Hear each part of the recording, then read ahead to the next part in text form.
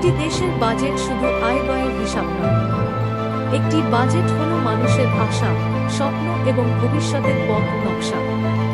2026-2027 অর্থবছরের জাতীয় বাজেটকে বলা হয়েছে গণতান্ত্রিক, মানবিক ও অন্তর্ভুক্তিমূলক অর্থনীতির অভিযাত্রা। বাংলাদেশের ইতিহাসে বহু বছর পর জনগণের ভোটে নির্বাচিত সরকার একটি বাজেট প্রণয়ন করেছে। এটি শুধু সংখ্যা নয়, এটি মানুষের স্বপ্নের দলিল। সবার আগে বাংলাদেশ।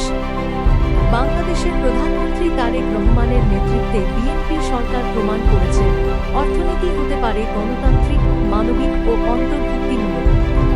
শিক্ষা, স্বাস্থ্য, কৃষি, কর্মসংস্থান প্রতিটি খাতেই জনকল্যাণকে অগ্রাধিকার দেওয়া হয়েছে। চাল, ডাল, তেল, চিনি, লবণের দাম নিয়ন্ত্রণে এসেছে। রান্নাঘরে ফিরেছে স্বস্তি। এই বাজেটে চিকিৎসা ব্যয় কমানোর লক্ষ্যে গুরুত্বপূর্ণ কিছু পদক্ষেপ নেওয়া হয়েছে। ক্যান্সারের ওষুধ তৈরির কাঁচামাল, চিকিৎসা সরঞ্জাম, চোখের লেন্স সহ বিভিন্ন প্রয়োজনীয় পণ্যে কর সুবিধা দেওয়া হয়েছে। হার্টের চিকিৎসায় ব্যবহৃত ঋণের ভ্যাট কমানো হয়েছে।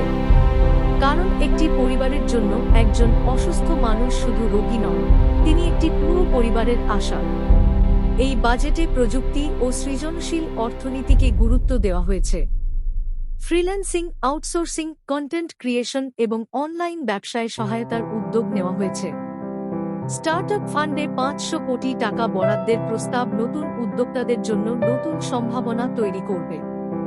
একটি দেশের উন্নয়ন তখনই পূর্ণতা পায় যখন নারী ও পিছিয়ে থাকা মানুষ উন্নয়নের অংশীদার হন। 41 লক্ষ নারীকে ফ্যামিলি কার্ড দেওয়ার উদ্যোগ নেওয়া হয়েছে। প্রতিবন্ধী ভাতা সম্প্রসারণ এবং সামাজিক নিরাপত্তা কর্মসূচি আরও শক্তিশালী করার পরিকল্পনা নেওয়া হয়েছে। গ্রামীণ কর্মসংস্থান তৈরিতেও গুরুত্ব দেওয়া হয়েছে। মেয়েদের জন্য বিনামূল্যে স্নাতক পর্যন্ত শিক্ষা। তরুণরা এখন দেশেই স্বপ্ন বুনছে। নবায়নযোগ্য জ্বালানি থেকে বিদ্যুৎ উৎপাদন বাড়ানোর লক্ষ্য নেওয়া হয়েছে। পরিবেশ রক্ষায় প্লাস্টিক বর্জ্য কমানোর উদ্যোগ এবং বৃক্ষরোপণ কর্মসূচি গ্রহণ করা হয়েছে। বিশ্ব এখন ডিজিটাল অর্থনীতির পথে এগিয়ে যাচ্ছে। Cashless digital economy, digital public infrastructure এবং ওনে সিটিজেন, ওনে অ্যাড, ওনে ওয়ার্ল্ডের মতো উদ্যোগ দেশের অর্থনীতিকে আরও আধুনিক করার লক্ষ্য রাখে।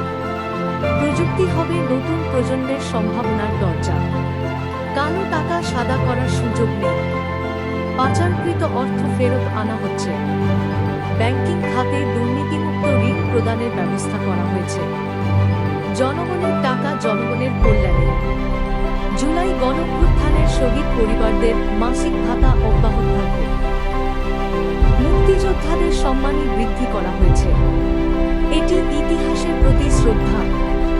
এই বাজেট শুধু সংখ্যা নয়, এটি মানুষের স্বপ্ন, আশা ও ভবিষ্যতের গল্প।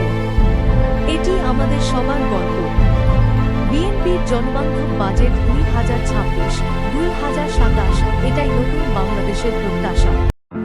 সবার আগে বাংলাদেশ।